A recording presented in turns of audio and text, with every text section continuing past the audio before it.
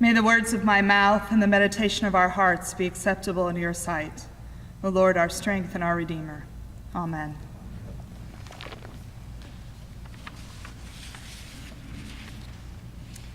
I want you to consider two statements. The first statement: the Golden Gate Bridge is located in the San Francisco Bay.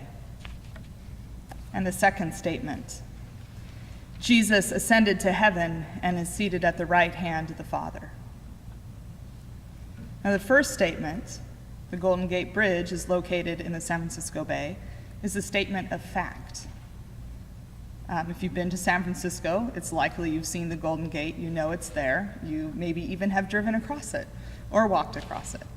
The second statement, Jesus ascended to heaven and is seated at the right hand of the Father, is a statement of religious belief. A few years back, Newsweek ran an article on a new study of the brain, finding that facts and beliefs are processed in exactly the same way. Whether people agree or disagree with those two statements doesn't matter. The same area of their brain lights up. There were no notable differences. So what's the conclusion of this study? The first part of the article from Newsweek, I think, says it all, and I'm going to read it to you right now. When a committed Christian says he believes in the second coming of Christ, he believes it in the way he believes that Michael Jordan was a basketball player. When an avowed atheist says there is no such thing as God, she knows it is the way that she knows that Elvis was a rock star. According to new research published yesterday in the online science journal PLOS One by Sam Harris, the neuroscientist and atheist author of The End of Faith, and colleagues, Sam Harris says, belief is belief is belief. He goes on to say, we seem to be doing the same thing when we accept a proposition about God or the virgin birth as we do about astronomy. I think the key word in Sam Harris's comment is seem.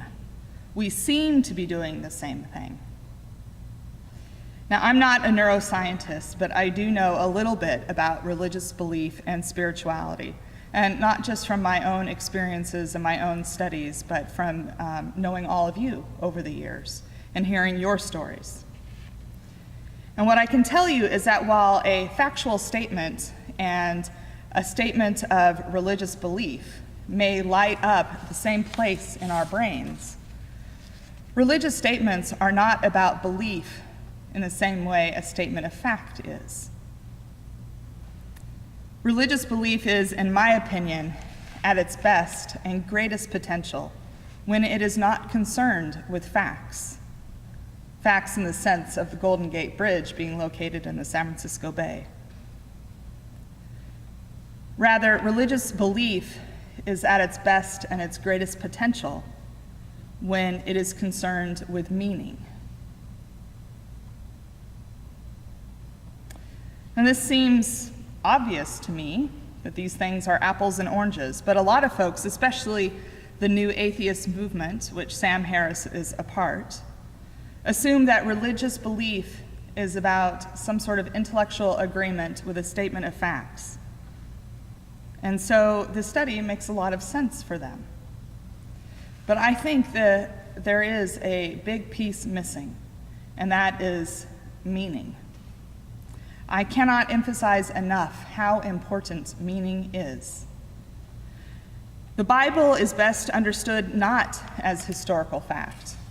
There are historical facts in it, just as there are myths and genealogies, apocalyptic writings, prophecies, letters. But its purpose is not the relaying of facts. Its purpose is the relaying of meaning. This leads me to ask a question that I have asked you from time to time. What is it that compels you to come to church and participate in Christian community? What is the meaning of this for you?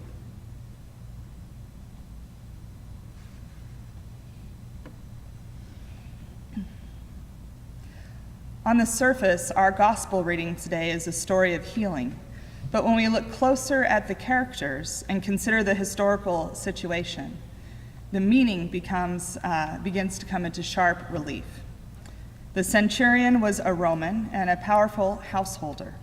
He had a slave, something that is abhorrent to us, but was nonetheless commonplace in Roman territories. And I also want to add that slavery in that period of time was very different than the kind of slavery we had going on in the U.S. It was a much more humane, still not good, but much more humane than what we had happening here.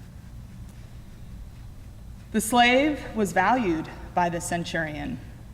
Further, the centurion, we are told, loved the Jews and even built their synagogue.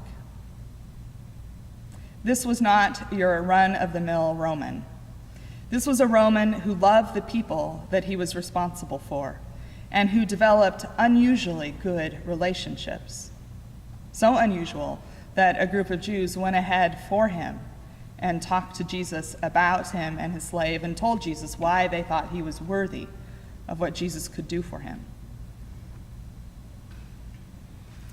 The centurion was living a life of meaning. He had faith in something greater than himself. This was already evident in the way he treated others. Asking Jesus to heal his slave was a natural request for a man whose life exemplified the faith that only comes when we live in love with God and with each other.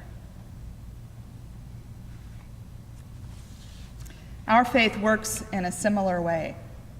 When we invest ourselves in our spiritual lives, when we spend time in prayer and study, when we come to church and worship in community, which is essential for Christians, when we share in Christian fellowship, a great privilege we are afforded in this country. It is not this way everywhere. When we do these things, it changes our lives. Maybe not immediately, but over time, things change. Life develops meaning that it didn't have before. The life of faith works on you, deeply works on you, and makes a difference. Just like it did for the centurion who, in his moment of crisis, knew exactly where to turn. When we live this kind of life of faith, in our times of crisis, we know where to turn as well. We have made a commitment to do our best to live in love with God and with each other. And when we do this, we know where to go when we need help.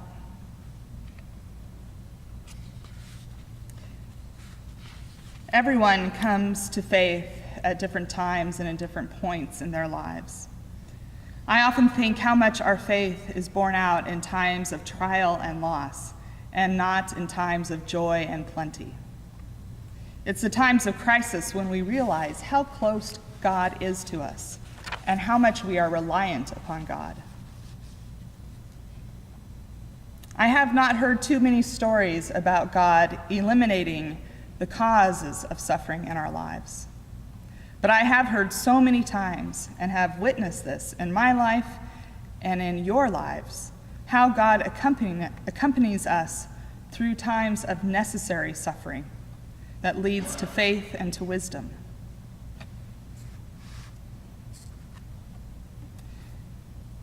Today at our 10 o'clock service, we will be commissioning our choirs, but also honoring our high school graduates, which is something we've done every year for a long time. And so I've been thinking about the development of faith in kids and teenagers and young adults. And also thinking about the difficulties that parents face in raising children in the church. If you are a parent, please do not underestimate the gift you are giving your children when you raise them in the church. It's hard to recognize in times when your children are growing up and stretching their wings and finding their voice and interests and passions, as they grow and mature and separate from their families, from their parents, their faith grows and matures and separates as well. And this often includes a time of disillusionment, of anger, and even dismissal of religion. And I do want to distinguish a difference between religion and God. If that's what's happening or has happened with your kids, it's okay. In fact, I think it's healthy. They have a solid enough foundation to know it's okay to doubt and to struggle and to express their anger and disillusionment. They have a solid enough foundation to live in that tension, which really is a step toward maturity and owning their faith for themselves. And of course, God can handle it. I would even say that it is a great expression of faith in our God who is bigger than our doctrines and our dogma and our limited perspectives. But by raising them in the church, what you have given them is an enduring sense of love, the power of love, and the grace of God's love for them, no matter what happens in their lives. This is invaluable. It is worth far more than high SAT scores or extracurricular activities